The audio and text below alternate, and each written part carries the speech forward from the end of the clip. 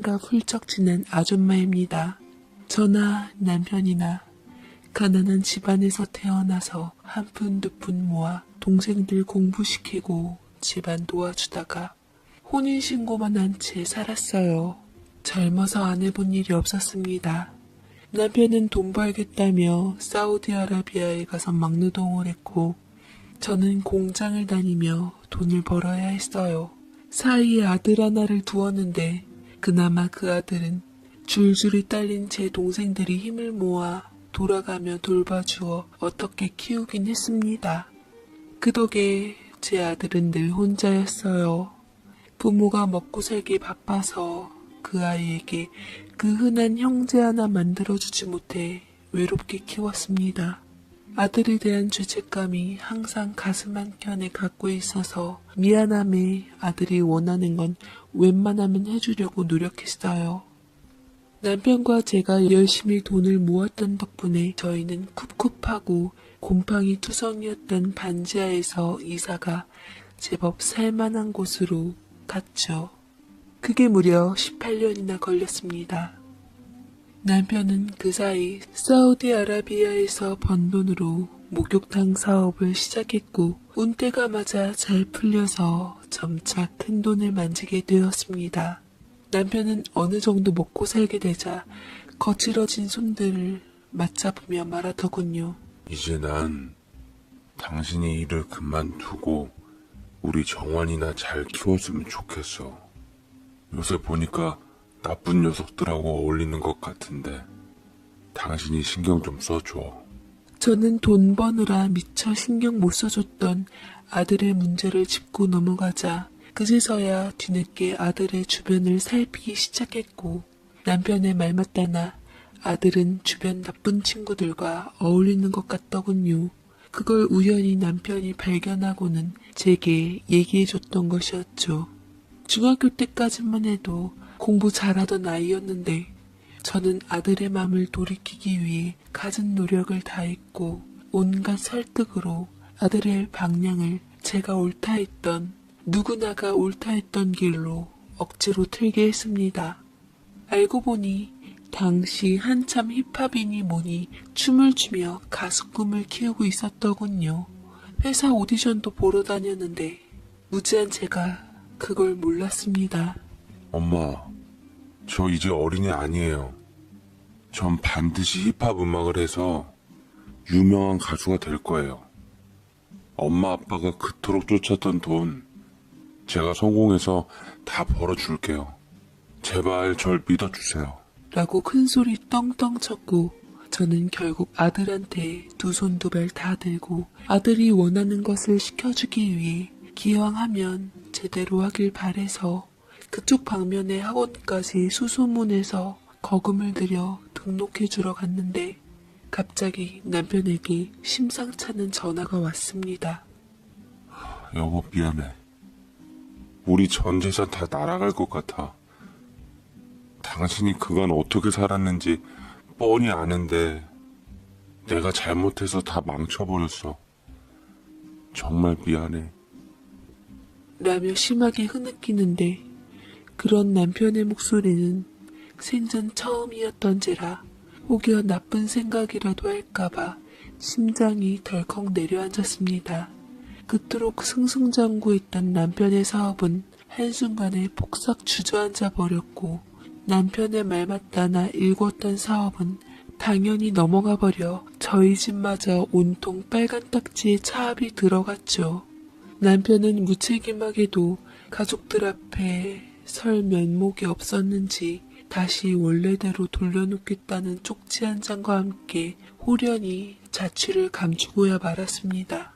저는 절망감과 상실감에 정신을 차릴 수가 없었고 충격을 받아 쓰러지고 말았어요.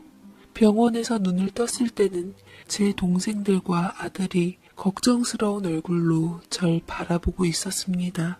아들은 아버지가 남긴 쪽지를 꼭 손에 쥔 채 부들부들 떨고 있다가 행여 지 엄마마저 잃을까 싶어 울면서 저를 흔들었습니다. 내 새끼가 너무 마음이 아파서 그 아이의 외로움이 제 뼛속 깊이 전해져 와서 저는 아들을 쓰다듬으며 엄마가 가긴 어딜 가. 엄마 새끼, 엄마 아들인 너를 두고 엄마가 대체 어딜 간다니. 아빠도 분명 뭔가 사정이 생기셔서 떠난 걸 거야. 엄마는 너 절대 외롭게 안 둬. 엄마랑 같이 아빠 기다리며 행복하게 잘 살자. 그리고 이걸로 너 학원 등록해라. 하고 싶은 거 해야지. 엄마가 너 어떻게든 꿈 이루게 해줄 테니까 기왕 할 거 제대로 한번 해봐라. 엄마는 우리 아들 믿어. 라며 힘겹게 웃어 보였더니 아들은 안심한 듯 제 손을 잡고 한참이나 울었습니다. 저는 한푼이 빠듯했지만 아들의 꿈을 위해서 못 먹고 못 쓰더라도 응원해주고 싶었어요. 그렇지만 아들은 형편이 예전 같지 않다는 걸 잘 알고 단칸방 월세집으로 이사한 날 제가 건네었던 학원비를 돌려주더라고요. 나 내 꿈 접고 그냥 공부하려고요. 공부 열심히 해서 엄마가 바라는 공무원에서 착실하게 안정적으로 잘 살 테니까 지켜봐줘요. 머리가 나빠서 공부가 잘 될지 모르겠지만 열심히 할게요. 라고 결심한 듯 말했고 저는 형편 때문에 아들의 꿈을 짓밟게 돼버린 것만 같아 너무 안타깝고 마음이 쓰였습니다. 기특한 아들을 내 품에 꼭 안아주며 울음을 꾹 눌러 참았지요. 저는 다시 생계를 위해 공장 일을 시작했고 악착같이 돈을 벌어 빚을 갚았습니다. 제가 끼니를 굽는 한이 있더라도 아들만큼은 기죽지 않게 좋은 것 먹이고 좋은 것 입히려고 노력했어요. 더 부지런히 움직여서 돈 벌어 대학 등록금까지 제가 해주고 싶었습니다. 그러나 아들은 대학을 안 간다며 남들 수능 공부하고 있을 사이 경찰 공무원 준비를 했고 최선을 다한 결과 고등학교 졸업한 그 다음 해에 경찰 공무원 시험에 떡하니 합격했습니다. 저나 남편이나 둘 다 가방끈 짧은 게 한이 돼서 너만큼은 대학 공부하라고 등록금까지 떠밀어 줬더니만 아들은 한사코 마다했습니다. 괜찮아요. 엄마 마음으로 난 충분해요. 제가 사회생활 잘할 수 있게 응원이나 해주세요. 라며 얘기하는 아들을 차마 신경 못 써준 게 미안해서 그토록 하고 싶었던 꿈을 꺾은 게 미안해서 제대로 얼굴을 들 수조차 없었습니다. 아들은 대한민국 경찰로서 한 단계씩 성장하며 밟아 올라갔고 저도 그 사이 열심히 일해서 빚을 갚고 아들 이름으로 집을 해놓고서 대출금을 갚으려고 한시도 일을 쉬지 않았죠. 조금씩 숨통이 트여지자 아들에게 여기저기서 선짜리가 들어왔고 선짜리에 관심도 없던 아들이 어느 날 최고급 승용차를 끌고 제가 일하던 공장 앞까지 나타났습니다. 저는 삐까뻔쩍한 세단에 눈이 휘둥그레져서 차 샀냐고 물어보니 아들은 엄마에게 빨리 시승시켜 주고 싶다며 옆자리에 타라고 절 당겼어요. 이거 결혼할 여자네 집에서 사준 거야. 어쩌다가 사귀게 된 여자인데 부모님까지 날 맘에 들어서 이런 것까지 사주며 결혼 날짜를 자꾸 잡자고 하더라고. 엄마도 한번 봐봐. 조만간 내가 한번 데려올게. 아들이 데려온다던 여자는 부잣집 딸로서 버젓이 외국에 유학까지 다녀온 유학파 재원이라고 하더라고요. 디자이너로 유명한 학교를 나와 대우받으면서 일하고 있다는데 우리 아들이 결코 못난 건 아니었지만 그래도 잘 살고 똑똑한 여자가 우리 아들이 어떻게 눈에 찼을까 싶기도 했습니다. 혹여나 사치를 일삼으며 아들을 힘들게 하지는 않을까 만나기도 전에 벌써 겁부터 났어요. 그런데 아들이 데려온 여자는 생각보다 참하고 수수한 여자였습니다.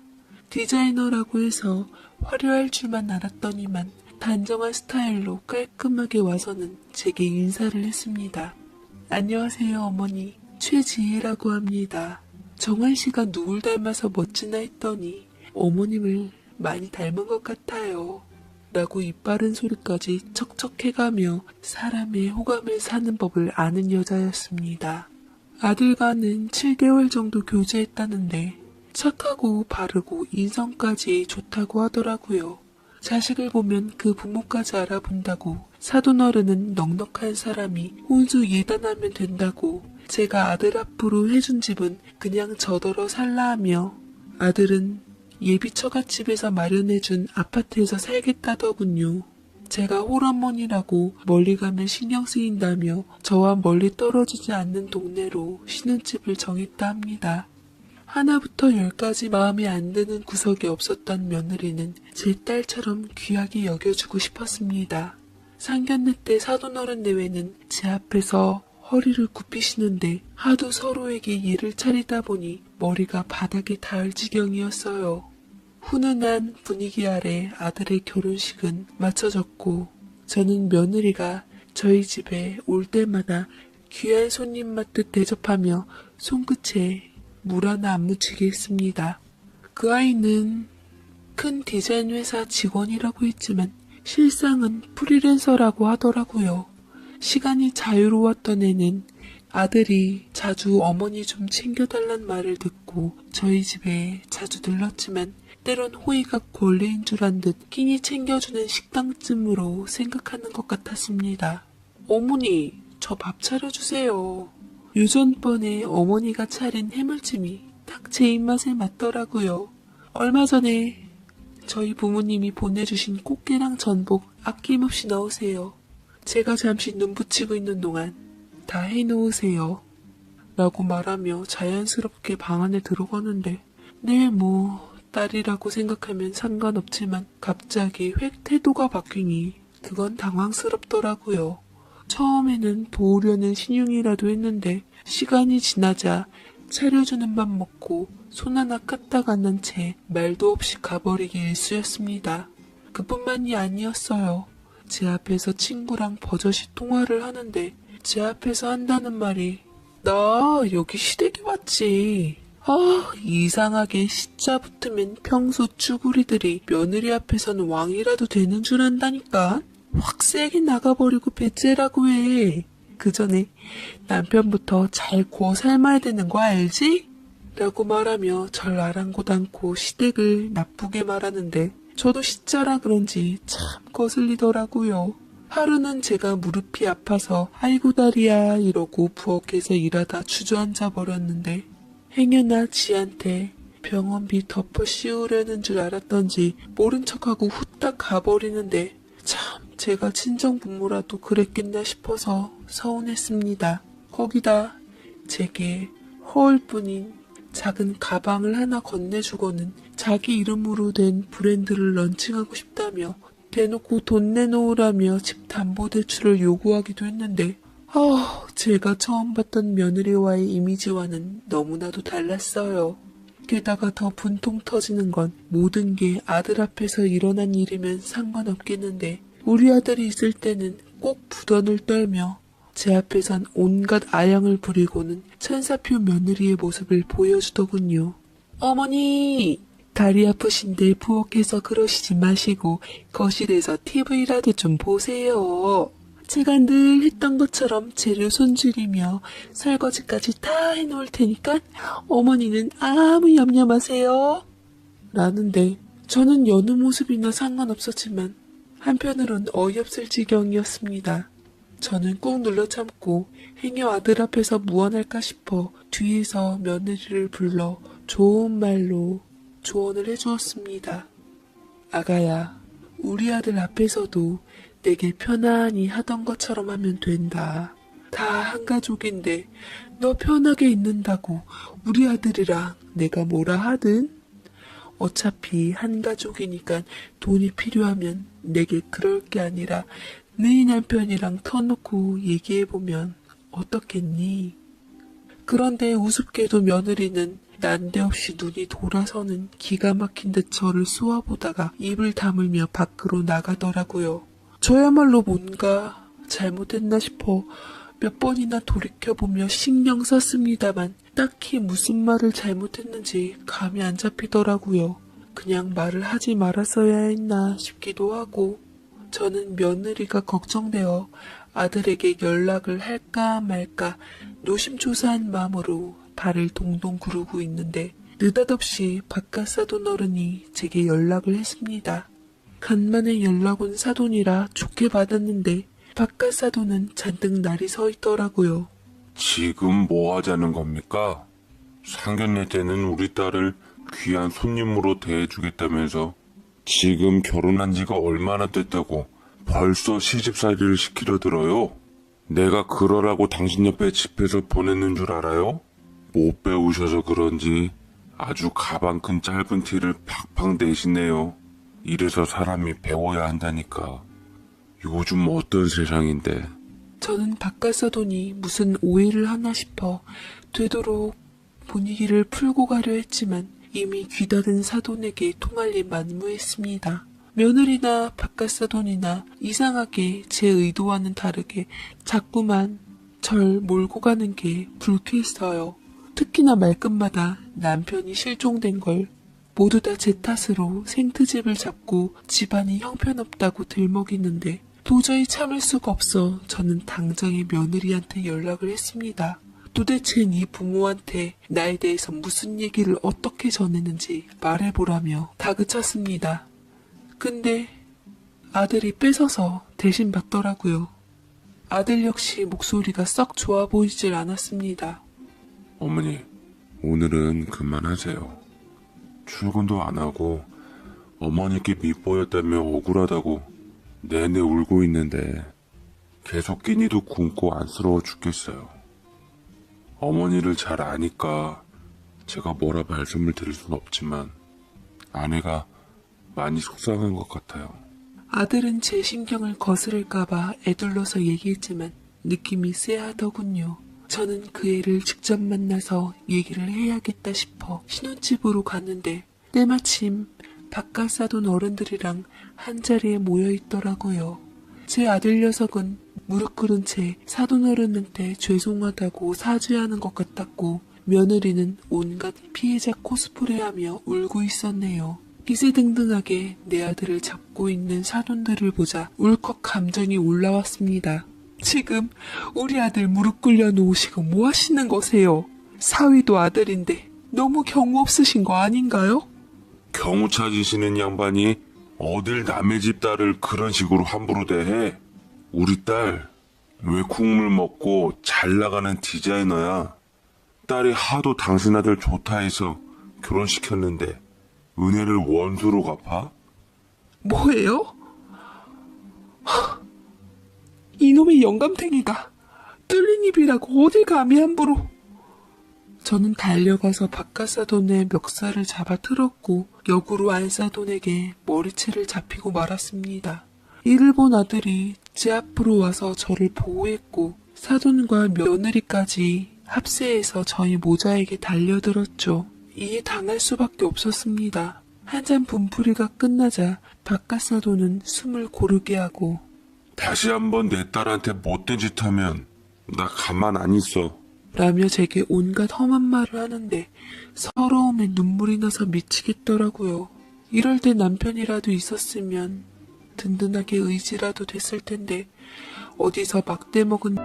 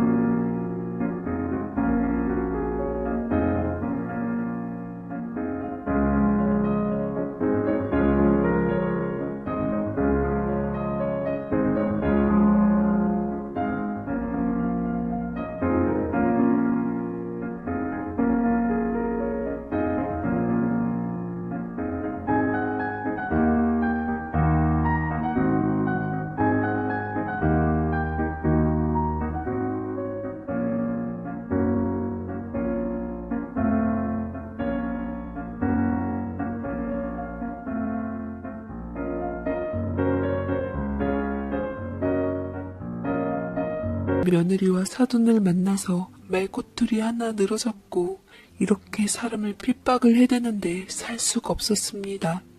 그 일을 계기로 아들과는 점차 멀어졌어요. 아들은 초반에 가끔 제게 전화해서 안부를 묻고는 했는데 일에 치이고 가정일에 치이니 지 생활하느라 저와 거리를 두게 되었습니다. 제가 아들의 목소리가 너무 듣고 싶어서 전화할 때는 며느리가 중간에 끊어버리는지 툭툭 끊겼습니다. 야속한 녀석은 어미보단 제 생활이 우선이었나 봅니다. 이대로 아들을 다신 못 보는 걸까 숨죽여 울고는 했는데 어느 날 바깥사돈의 환갑잔치 소식이 전해져 왔습니다. 크고 좋은 곳에서 한다며 톡에 버젓이 있는데 마음이 아팠던 건 바로 사라진 남편도 올해 딱 환갑이 되었거든요. 도대체 10년 전에 사라져서 어디서 무엇하고 지내는지 사무치게 그리웠습니다. 아들을 위해서라도 사돈과 이리 지내면 안 되겠다 싶어 저는 백화점 가서 명품 모자를 사와가지고선 환갑잔치를 핑계삼아 화해를 시도해보려 가기로 했어요. 그 전에 연락을 하도 안 받아서 그냥 편지 적은 것과 선물만 전해주려 기웃거리고 있었는데 사돈내외가 곱디고 온 한복을 차려입고서 저를 진노한 얼굴로 보고 있더라고요. 오해를 풀 겸 싶어서 저는 애써 웃으며 가져온 선물을 내밀었습니다. 그러나 결과는 무참했죠. 참, 아주 기분 다 망쳤네. 이 싸구려를 어디다가 걸치라고. 바깥사돈이 제게 억하심정으로 삿대질하며 제가 드린 선물을 보지도 않고 바닥에 패대기 치며 밟아버렸습니다.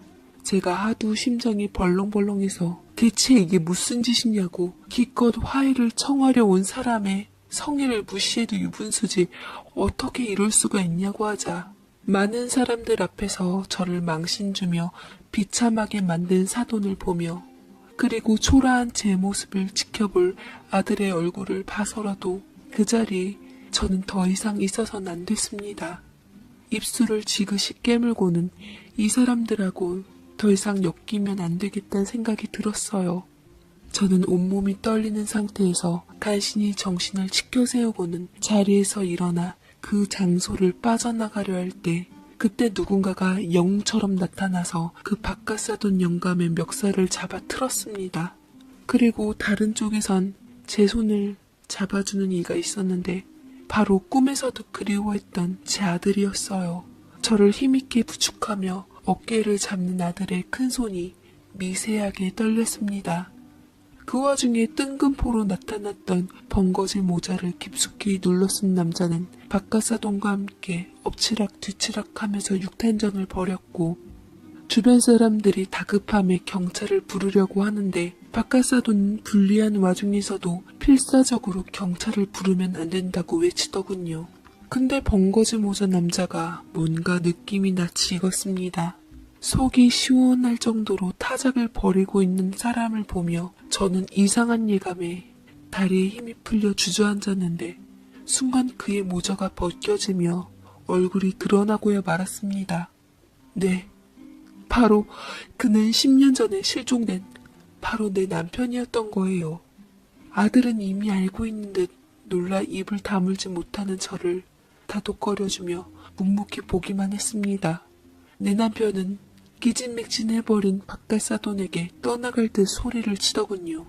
드디어 10년 만에 사기꾼을 잡았네. 내 전재산 사기치고 딸년 유학 보내고 호의호식하며 잘 살았네. 내가 뒤에서 우리 마누라한테 어디까지 하나 지켜봤는데 우리 아들은 탐나고 우리 마누라는 짐같이 느껴졌냐? 에라이 천벌받을 것들. 됐고 내 전재산 사기친 거 다시 내놔. 오늘이 딱 네 놈 공소시효 끝나기 이틀 전이다 이놈아. 라고 하자 이미 아들이 부른 경찰이 들이닥쳤고 저를 비롯한 모든 사람들이 얼음이 되어서 이 하늘이 두쪽날 만한 사건을 지켜보았습니다. 뒤늦게 보니 10년 전 저희 전 재산을 홀랑 빼돌려 달아난 그 사기꾼이 바로 그 바깥사돈 양반이더라고요. 아들 역시 경찰이 된 게 실종된 아버지와 사기친 사기꾼을 잡으려고 했던 거였고, 끈질기게 추격하다가 며느리를 만나서 일부러 접근한 거였습니다.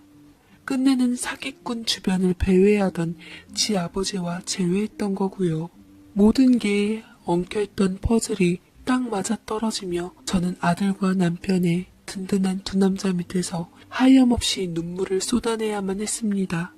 지난 10년 동안 무너진 그 심정을 아무도 알 수 없었을 겁니다. 사기꾼을 잡으려고 결혼으로 사기친 아들과 아내에게 세월로 사기를 친 남편 또한 제게로 상처로 남았을 뿐이었네요. 배신감에 분하고 원통해서 원수 보듯 하자 아들과 남편은 제게 죄인처럼 사죄했습니다. 미안해 여보. 나도 10년 동안 길거리에서 노숙하며 힘들었어. 눈앞에 사기꾼이 버젓이 있는데도 힘이 없어 잡질 못하고 증거가 없다는 걸로 빠져나가고 법망을 요리조리 빠져나가는 사기꾼 놈 때문에 미칠 지경이었다고. 다행히 아들 녀석이 경찰이 되어서 나랑 한뜻인 걸 알게 되었고, 아들의 도움으로 집안에서 증거 찾아서 공소시효 이틀 전에 놓을 수 있었던 거야. 라며 속 시원해했는데 잃은 게 더 많았던 그 복수는 도대체 누굴 위한 건지 모르겠더라고요. 물론 그동안 10년 동안 사기꾼을 기어코 찾아내서 끝내는 엄벌에 처한 남편과 아들이 대단했지만 저한테는 잃어버린 10년이나 마찬가지였습니다. 그동안 내가 맘졸인 거 생각하면 살아생전 다 못 갚을 남편이 원망스럽고 미웠죠. 그놈의 사기꾼 덕분에 남편과 저는 10년의 인생을 잃었고 아들은 꿈을 잃고 이웃남 딱지를 붙였지만 그들은 복수를 이뤘다며 통쾌하다고 영웅담처럼 얘기하곤 합니다. 하지만 저는 알죠. 복수 때문에 떨어져 있던 그 10년 때문에 아들과 아버지 사이가 무척이나 어색하다는 걸요. 좋아도 좋은 게 아니라 시원해도 시원한 게 아니네요. 그저 잃어버린 10년이 가슴 아플 뿐.